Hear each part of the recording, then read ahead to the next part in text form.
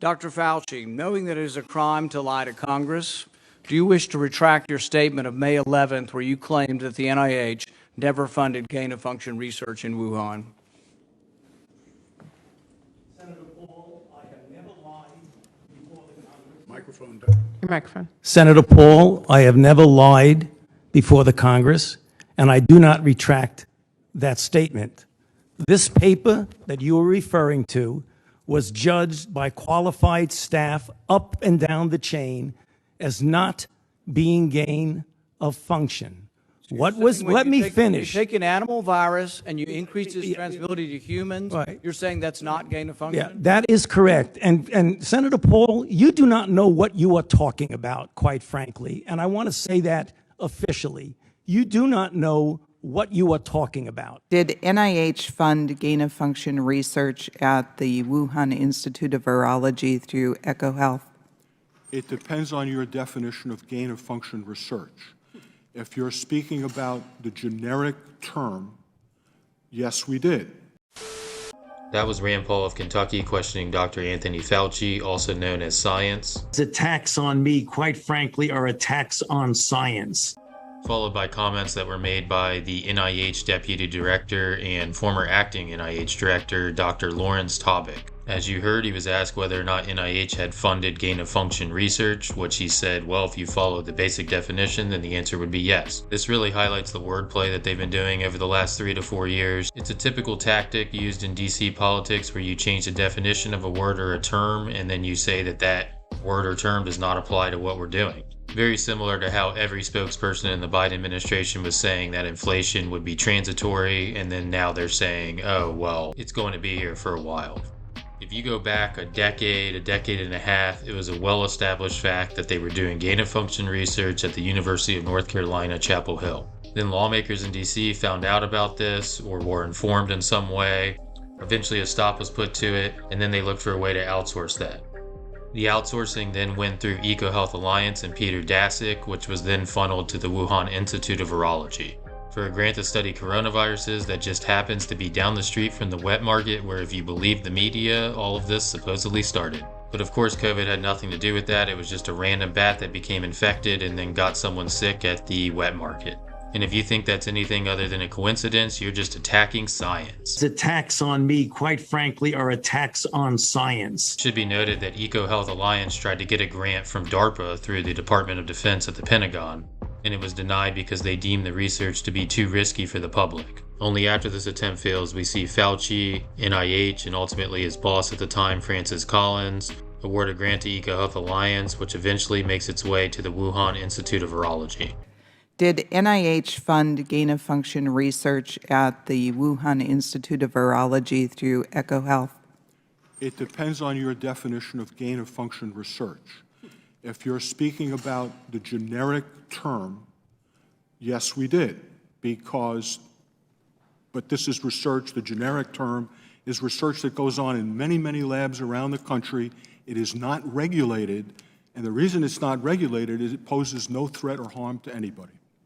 Thank you. Dr. Tabak, since COVID-19, we've seen many problems with the Wuhan Institute of Virology and the Chinese Communist Party hiding information and refusing to provide data to the United States. Do you believe this lack of transparency cost Americans their lives?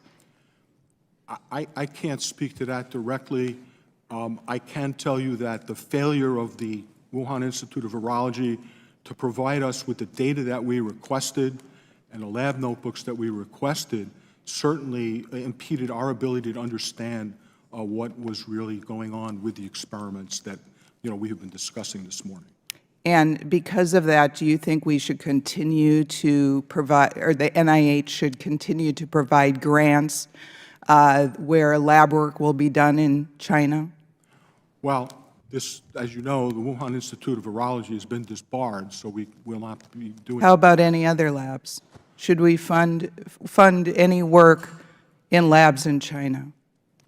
I think if you look at the new policy that has just been released, there is mention of consideration for funding in countries of concern, and China is one of those countries. So I don't understand your answer. Does that mean you don't want to fund labs in China anymore? That would have to come under very, very high scrutiny before it was done. Dr. Tabak, at the time of funding to EcoHealth, did NIH have a concrete, understandable definition of risky, of concern, gain-of-function research throughout NIH? I can't talk for the whole of NIH, but certainly the organizations that support this type of research had an understanding. All right. In the United States, what level of biosecurity would be used for the type of research that was being done at the Wuhan Institute of Virology under the sub-grant from EcoHealth? There were two types of experiments they did. The experiments involving cell culture would likely be done at a BSL-2 level, and the experiments involved with mice would likely be done at a BSL-3 level. Thank you. And how much time do I have? Oh, I've got some time. Good. NIH boasts a rigorous grant review process. Dr. Morenz, a senior advisor to Dr. Fauci, stated the following about Peter Daszak, the president of EcoHealth. Quote, "Peter Daszak is one of my oldest and best friends, and I talk to him all the time," unquote.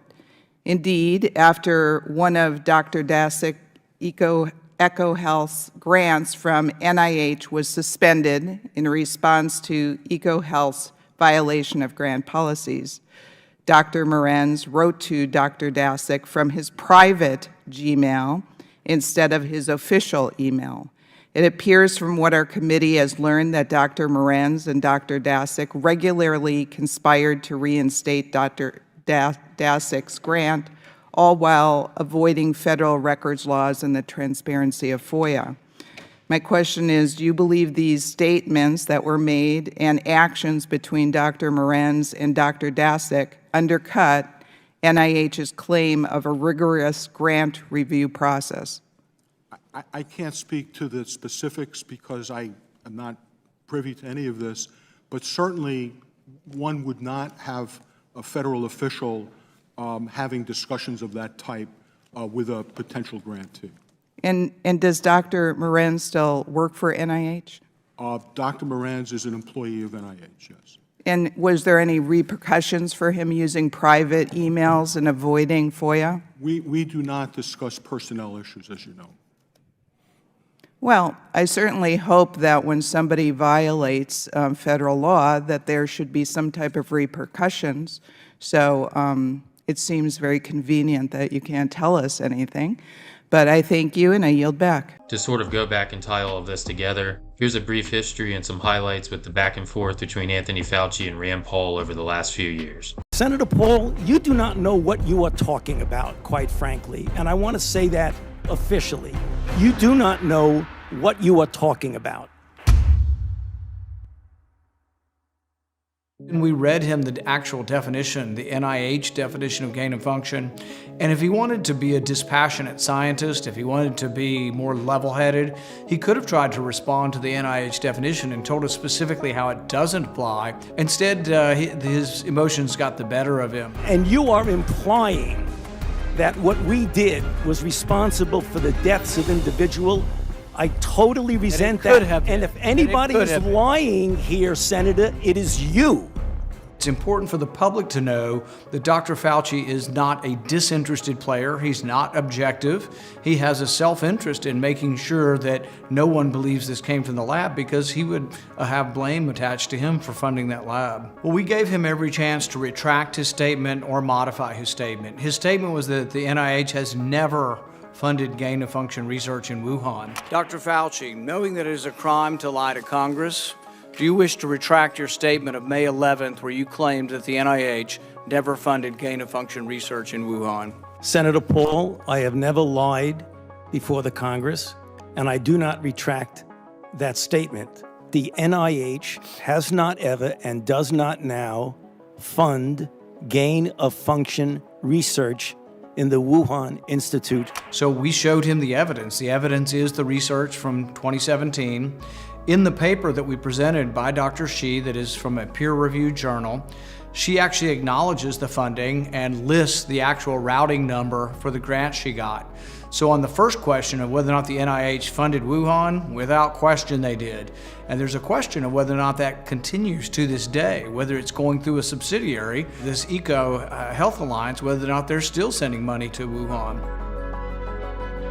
Jake Tapper halfway challenged him last week when he asked Dr. Fauci about, would you continue to do this? And Dr. Fauci's answer is, oh, we've always had safeguards and we will always have safeguards. Given that the Chinese government won't allow any real investigation, do you still think the U.S. government should collaborate with labs like Wuhan, especially on research that experts consider risky? Well, we have always been very careful, and looking forward, we will continue to be very careful in what we do. He didn't answer the question. Do you still trust the Chinese? Senator Kennedy asked him the same question in a hearing in the last couple weeks. So you don't think the Chinese would lie to you? And he dances around the subject. He's still for funding the lab in Wuhan. And the thing is, to me, that shows colossal lack of judgment. I mean, 4 million people have died. So we quoted a very specific paper to him from 2017 from Dr. Shi. So she took an unknown virus with unknown lethality, and she combined it with a known virus with a 15% mortality. And then she discovered that, yes, indeed, this new virus that she created in the lab could infect human cells and damage primate cells.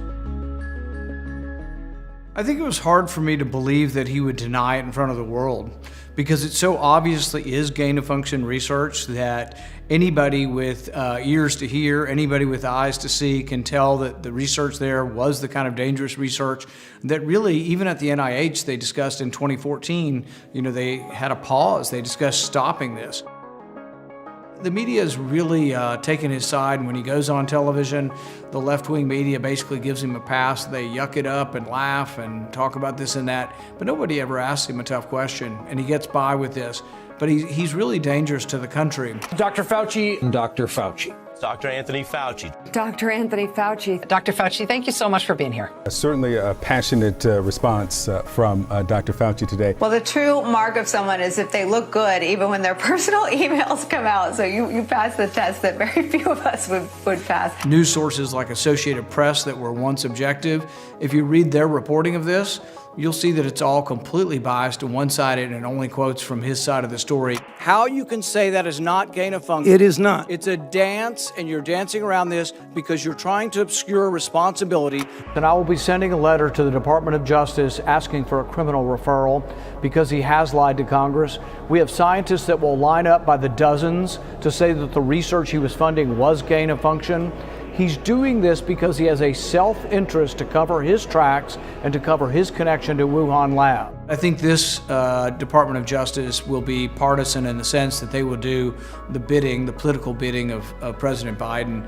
It's important for people to know it's a crime to lie, and it's important to know that at least a significant portion of us on our side of the aisle do believe that he's lying. He's one very eagerly in the middle of this, and when you look at the private emails, you see that he was in a very urgent and frightened fashion trying to cover up January 31st of last year when he first heard about this. So yeah, there's something there, and it would be a mistake for us to let it drop. So once again, Centers for Disease Control has changed its guidance on masks and COVID. They're now recommending those in high or substantial virus transmission areas, even those who are fully vaccinated, wear a mask again. The children are in school, and in order to keep them safe in that setting, given the changing situation that has occurred, that's why the recommendation to keep everybody masked when you're dealing with school, even if you're vaccinated. Dr. Fauci's advice for kids to wear a mask is about as logical as kids wearing lightning protectors. So we could develop special helmets to deflect lightning from kids. The death rate is about 1 in a million for lightning, or maybe a little bit less, and the death rate from COVID is about 1 in a million for children. So no, it's complete overreach. These Dr. Fauci-led control freaks have, had our kids wearing masks while running track. There's absolutely no science in support of that. It's a disaster, it's a disservice to our kids, but it's all coming from people like Dr. Fauci, elitists who don't care about your individual liberty. They only care about you conforming and submitting to his will. Government is inefficient and should be dissolved.